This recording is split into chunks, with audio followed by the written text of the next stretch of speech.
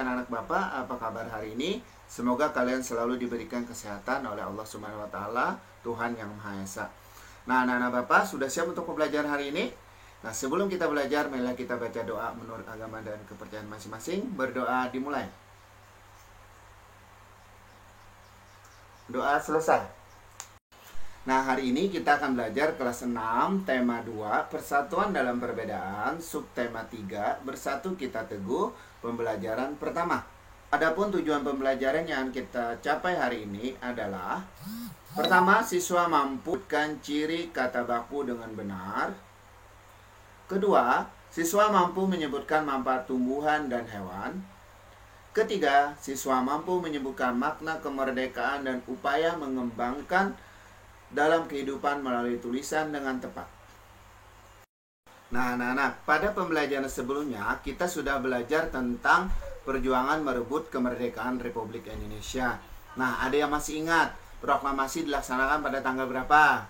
Iya, tepat sekali. Proklamasi itu dilaksanakan pada tanggal 17 Agustus 1945. Nah, proklamasi kemerdekaan Republik Indonesia adalah sebagai tonggak sejarah negara Indonesia. Nah, proklamasi kemerdekaan Indonesia itu memberi makna yang sangat penting bagi bangsa Indonesia. Sejak proklamasi kemerdekaan dibacakan, rakyat Indonesia memiliki negara yang merdeka, berdaulat, dan bermartabat. Nah, sebagai generasi muda, kita harus mempertahankan kemerdekaan Republik Indonesia ini dengan tetap menjaga persatuan dan kesatuan. Walaupun kita berbeda-beda suku dan juga berbeda-beda agama. Nah, anak-anak, sekarang kalian perhatikan gambar teks berikut dan gambar pahlawan berikut.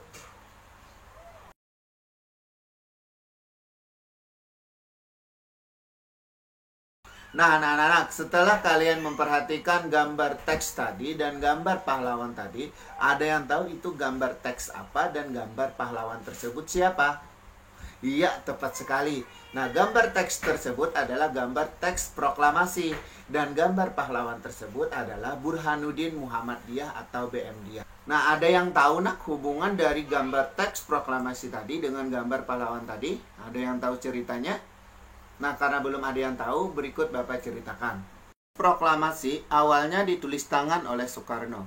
Kemudian diketik oleh Sayuti Melik agar terlihat rapi. Teks asli tersebut kemudian dibuang ke tong sampah. Nah, salah seorang pemuda yang ikut hadir pada persiapan proklamasi kemerdekaan adalah Burhanuddin Muhammadiyah atau BMDIA. Nah, ia mengambil naskah asli dari tong sampah dan disimpannya. Ia menilai bahwa teks tersebut memiliki sejarah yang tinggi. Nah, naskah asli yang disimpan BMDIA selama 46 tahun, 9 bulan, dan 19 hari kemudian dikembalikan kepada bangsa Indonesia.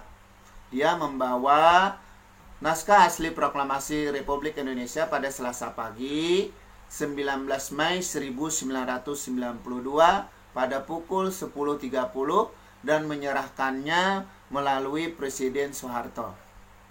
Naskah itu kemudian disimpan oleh Arsip Nasional atas anjuran Soeharto. Keputusan BMDIA untuk menyimpan naskah asli sangatlah tepat. Seluruh bangsa Indonesia sampai sekarang dapat menikmati naskah asli proklamasi dan belajar banyak dari kejadian. Nah, setelah kalian mendengarkan cerita yang Bapak bacakan tadi, apakah kata-kata yang Bapak bacakan tadi termasuk kata baku? Tahukah kamu, kata baku adalah kata yang digunakan dalam situasi resmi.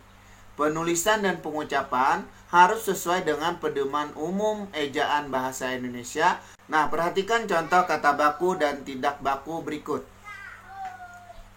Contoh kata tidak baku, nasihat. Kata bakunya nasihat. Kata tidak baku, apotik. Kata bakunya apotek. Kata tidak bakunya cuman. Kata bakunya cuma. Kata baku tidak bakunya gubuk. Kata bakunya gubuk. Kata tidak bakunya jadwal. Kata bakunya jadwal. Selanjutnya perhatikan gambar berikut. Gambar apakah itu? Iya, tepat sekali. Itu adalah gambar tumbuhan dan hewan. Nah, tumbuhan dan hewan itu memiliki manfaat bagi manusia. Apa saja manfaatnya? Nah, perhatikan Bapak jelaskan. Nah, manfaat tumbuhan dan hewan antara lain manfaat tumbuhan dulu. Manfaat tumbuhan pertama sebagai bahan makanan. Contohnya jagung, padi, sagu.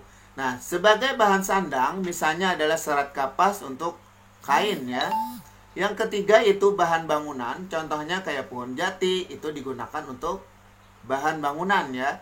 Yang keempat, manfaat tumbuhan adalah sebagai bahan obat. Contohnya adalah kencur untuk obat batuk. Nah, berikutnya adalah untuk bahan industri. Contohnya adalah getah karet untuk industri ban. Nah, berikutnya adalah manfaat hewan.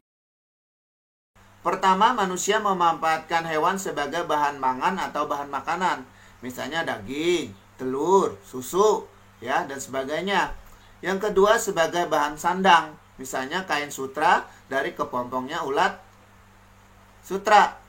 Nah, berikutnya adalah sebagai bahan kerajinan. Misalnya adalah kulit sapi untuk bahan wayang. Nah, berikutnya sebagai pupuk organik. Nah, yang diambil adalah kotoran sapi, kotoran kerbau, dan sebagainya. Nah, berikutnya adalah untuk penghasil tenaga.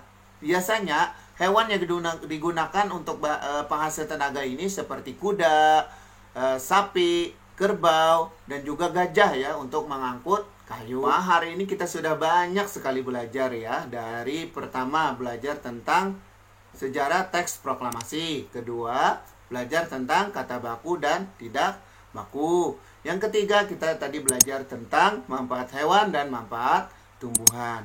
Nah, sampai di sini dulu penjelasan Bapak. Berjumpa lagi pada penjelasan berikutnya.